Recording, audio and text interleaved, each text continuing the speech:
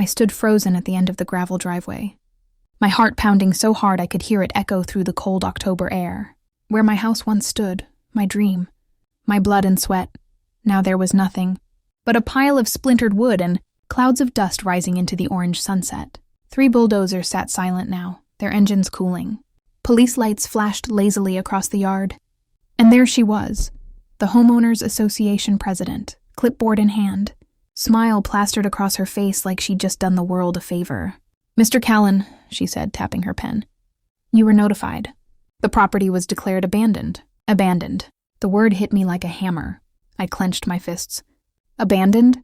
I was in Alaska for 2 months. "I told you I'd be back by October." She raised an eyebrow. "The bylaws are clear. 90 days without occupancy gives us authority to reclaim for community safety." Community safety. I stared at the wreckage, at the heap that had once been my grandfather's house.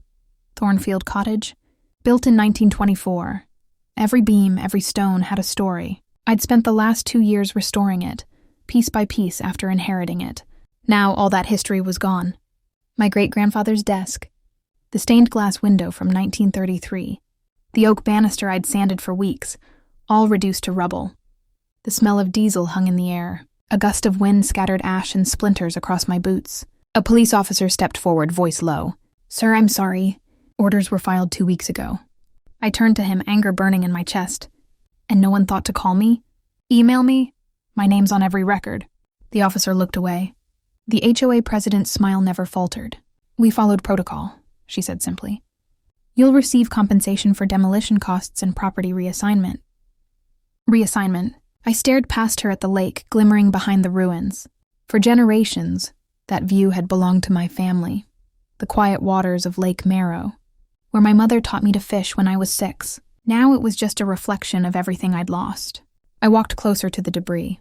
My boots crunched over glass and soaked insulation. A single beam still stood upright, blackened, cracked, but defiant. That's when I saw it, a corner of a framed photograph, half buried in the dirt. I bent down and brushed it off. It was my parents, smiling in front of the very same porch that no longer existed. My throat tightened. Behind me, the HOA president's voice floated through the air again. "Mr. Callen, if you'll just sign these release papers." I didn't turn around. Instead, I straightened, photo in hand, and said quietly, "You made a mistake." She laughed softly. "I don't think so." I finally looked her in the eyes. "You tore down the wrong house." For the first time, her clipboard slipped just a little. The color drained from her face. "Excuse me?" I pointed toward the map she carried. "Plot 42A, that's my property. But look around you. This is 42B.